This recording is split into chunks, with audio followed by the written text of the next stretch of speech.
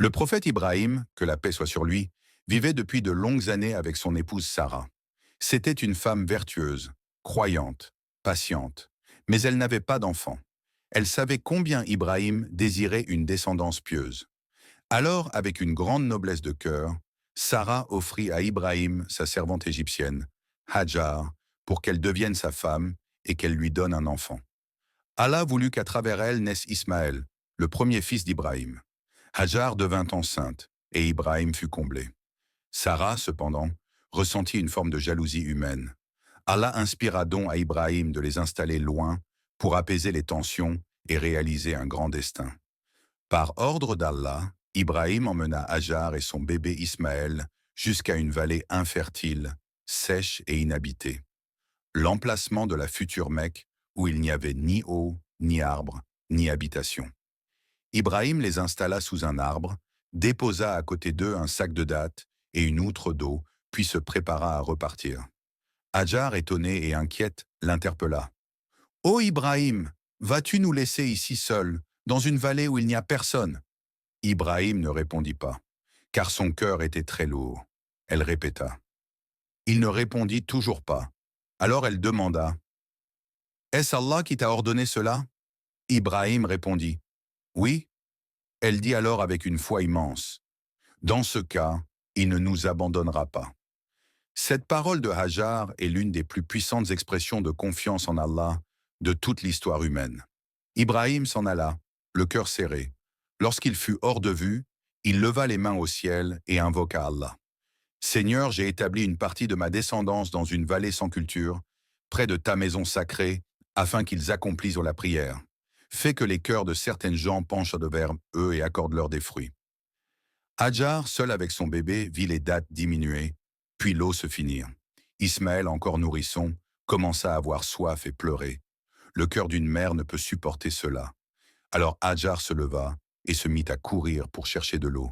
La course entre Safa et Marwa. Elle grimpa la colline de Safa, regarda autour. Rien. Elle descendit et courut vers Marwa, monta, regarda, rien. Le prophète a dit, elle fit cela 7 fois. C'est pour cela que les gens font le parcours entre Safa et Marwa. Imagine, le soleil brûlant, la vallée silencieuse, un bébé qui pleure de soif, une mère qui court seule, entre 2 collines, le cœur déchiré, mais la foi solide. Hajar accomplissait l'un des actes les plus symboliques du tawakkul, faire tout ce qu'elle pouvait et laisser le reste à Allah. Lorsque Hajar termina son 7e aller-retour, elle entendit un bruit près de son enfant.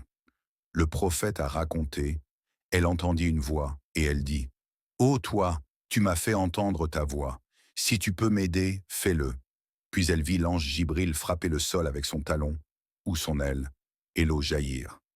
L'eau se mit à sortir de la terre, de plus en plus.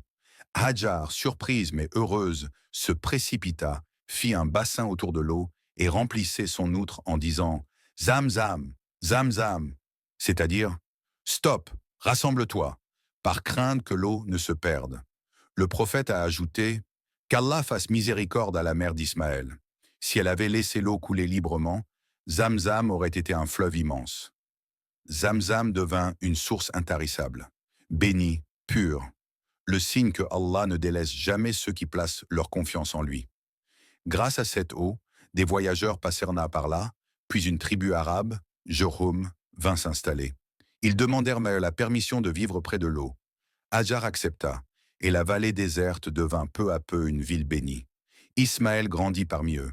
Il devint fort, croyant, noble, et plus tard, il aidera son père à reconstruire la Kaaba. C'est l'une des plus belles histoires de foi. La confiance totale d'Ibrahim en l'ordre d'Allah. La patience et la certitude de Hajar dans l'aide divine. La miséricorde d'Allah qui répond toujours au cœur sincère. Le miracle de Zamzam, source de vie, encore présente depuis plus de 4000 ans. Cette histoire n'est pas seulement un récit du passé, elle est un rappel. Quand tu fais ce que tu peux, Allah fait le reste. Quand tous les chemins semblent fermés, Allah ouvre une source sous tes pieds.